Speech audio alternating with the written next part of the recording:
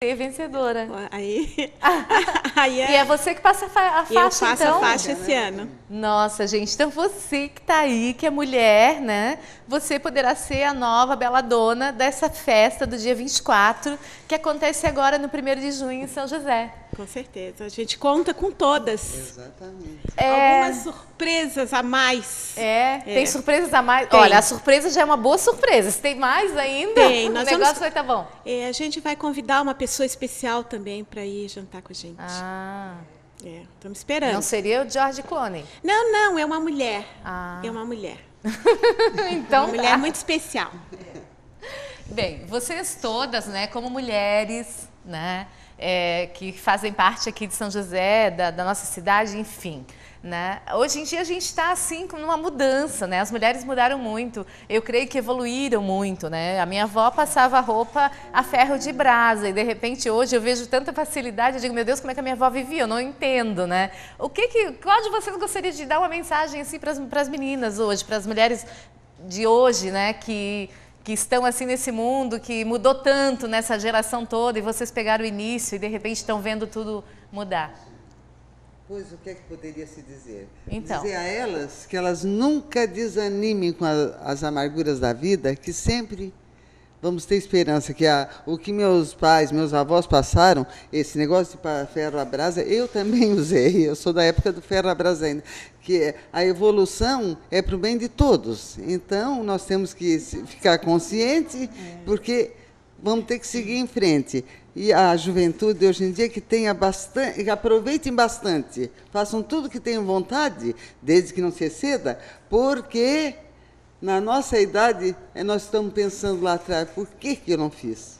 Sabe? Às vezes a gente fica pensando, por quê? Verdade, por que eu não gente. fiz? Então, é se arrepender do que fez, mas não do que não fez, né? Exatamente, mas com ideia de fazer mais coisas ainda. Portanto, convidando a todos que vão, porque é uma festa fantástica. Não tem igual. É verdade, gente. A festa é maravilhosa. E amanhã a gente não sabe se está vivo, não sabe se vai poder ir, né? Então, Lili, convide. É isso aí, gente. Viu as meninas, as minhas meninas, né? Então, maravilhosas, cada um com seu depoimento, com seu testemunho de vida. É muito gostoso. Cida, elas, assim, é tudo, né, para elas. Então, eu sou suspeita a falar, mas cada ano que passa, a gente vai conhecendo outras pessoas e elas vão trazendo e a gente vai ficando conhecido. E a noite também, daqui a pouco, vai estar disputada, né, gente? Então, assim, faço novamente, reforço o nosso convite, no dia 24, no Clube 1º de junho, às 20 horas. Né, conto com todos vocês, dessa grande Florianópolis, onde atinge todos vocês aí. Nos procurem, lá também na hora da porta também vai ter convite à venda, né? E já garanta o seu convite hoje para o seu lugarzinho lá. E o jantar com a parceria lá do Lauro, que é o nosso cozinheiro, vai estar lá fazendo. E todas que vão ser chegando lá vão ser recebidas com aquela pessoa especial que a Sayonara falou, que vai ser um lançamento na nossa noite dessa pessoinha, né? É um personagem diferente, viu? Que vai estar muito gostoso. Então, essa surpresa, que nem todas elas sabem, só eu e ela que sabemos disso aí, conto com vocês. Conto mesmo com vocês, que vai ser muito gostoso. E nós já estamos ajudando o próximo também, porque a nossa noite é beneficente. Lili, beijo, sucesso, cada vez mais para você. Obrigada para nós todos. Obrigada. Então, gente, que legal, né? Que coisa boa, gente. Olha só, uma pessoa, né, ali com 74 anos, uma, outra com, enfim, né? Tudo numa idade já avançada, se divertindo pra cima. E, de repente, você que tá em casa, tá aí pra baixo, desanimado, achando que já tá velho. Não é assim, gente. A vida é maravilhosa para quem sabe viver. Falando em saber viver, daqui a pouquinho a nova coleção, né? Lançamento da Ouse. Eu vou e já volto.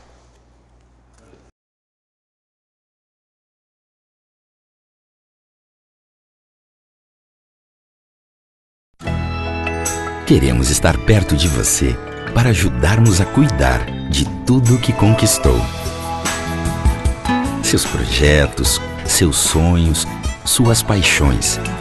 E somos o maior grupo de segurança privada do estado e o melhor em proteção pessoal e empresarial para que em todos os lugares estejamos sempre próximos de você. Orcegups, o maior grupo de segurança privada de Santa Catarina.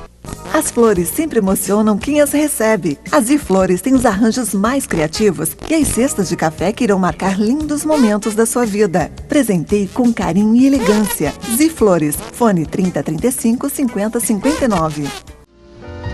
Oh girl, when you smile at me.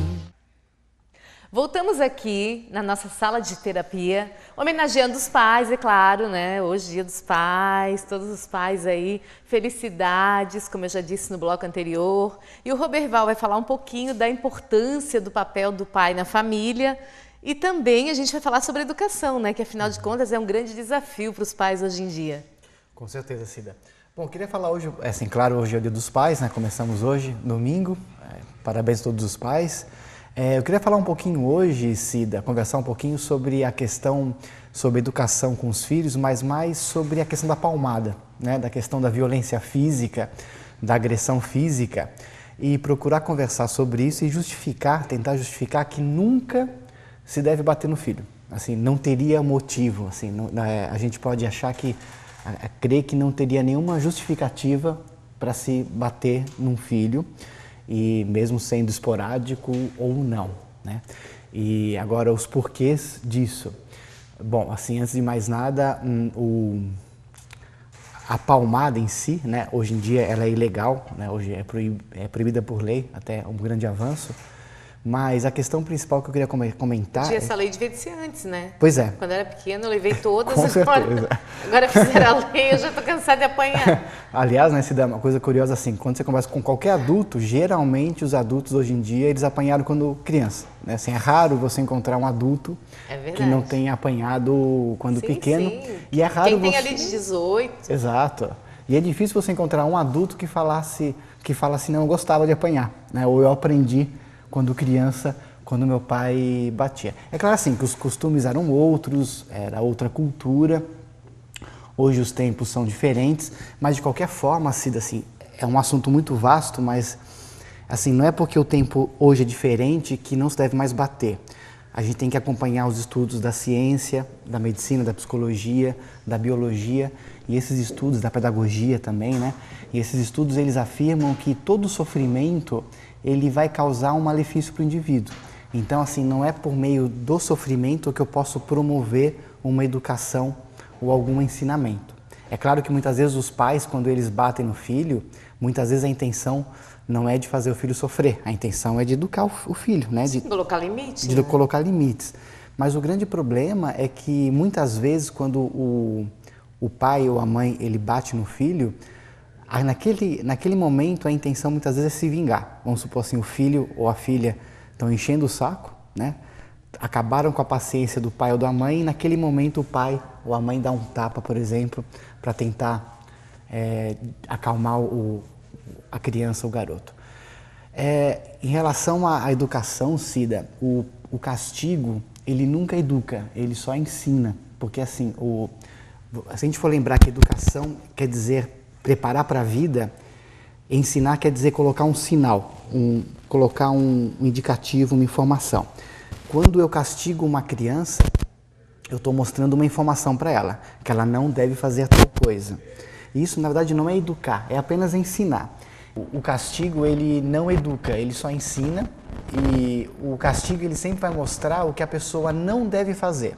Então, assim, o que eu queria sempre comentar e deixar claro é que o castigo, ele nunca deveria servir como base ou como rotina numa educação. O castigo, ele deve ser feito numa última instância, numa última medida, quando não tem mais como o diálogo acontecer, por exemplo. Quando o castigo ele se torna uma rotina, acaba desenvolvendo mais o medo do que o respeito. Então, assim, o castigo, quando ele é frequente, ele vai ter várias questões negativas para a criança e para a relação familiar. Por exemplo, a criança ela pode tender a evitar aquele que a castiga, né? Aquela pessoa que é mais agressiva.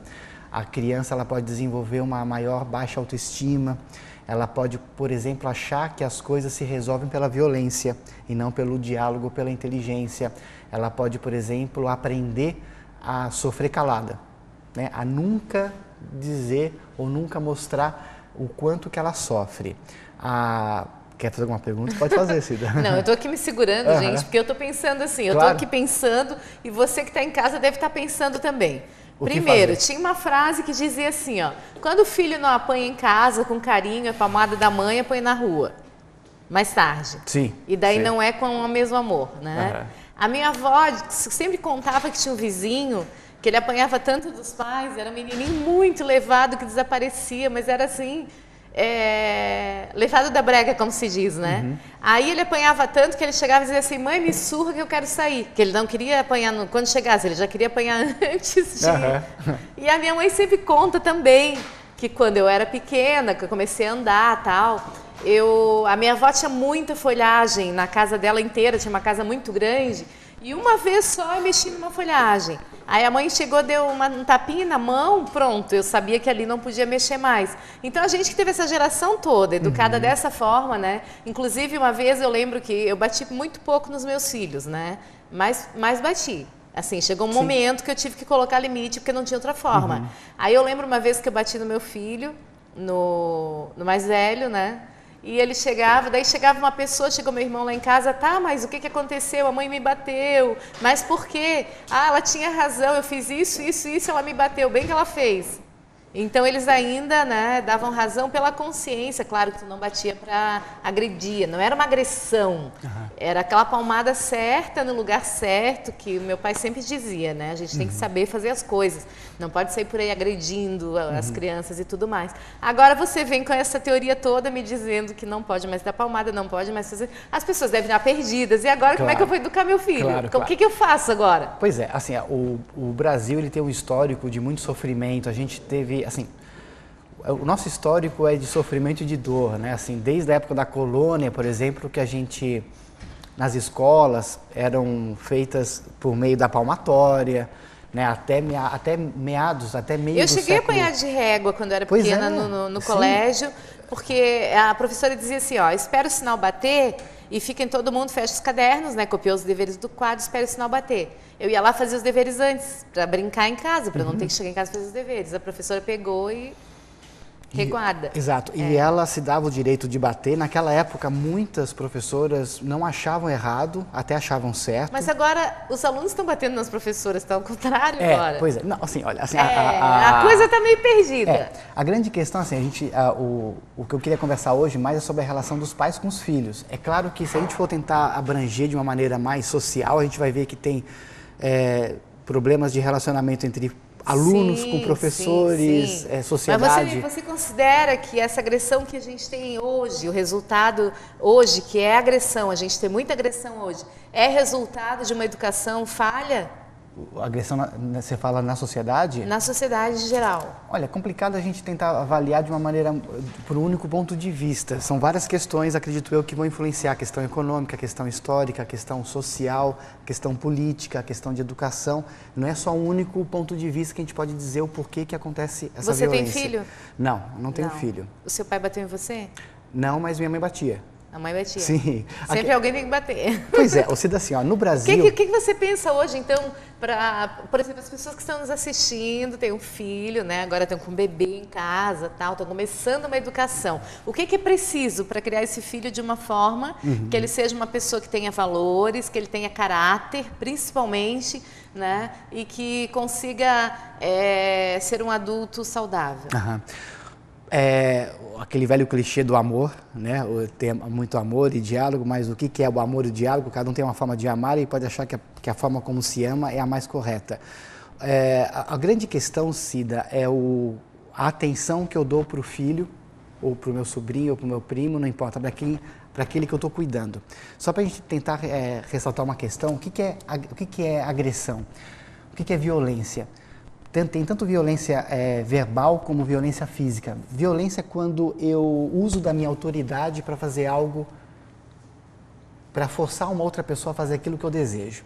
Então, vamos supor, se eu sou um adulto frente a uma criança, eu tenho mais força sobre aquela criança. Sim. Então, só por essa relação de autoridade, eu já posso, de forma errada, me dar o direito de bater ou ser agressivo com aquela pessoa.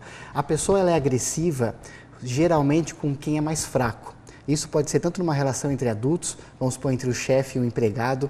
O que eu queria é claro que é um assunto tão polêmico e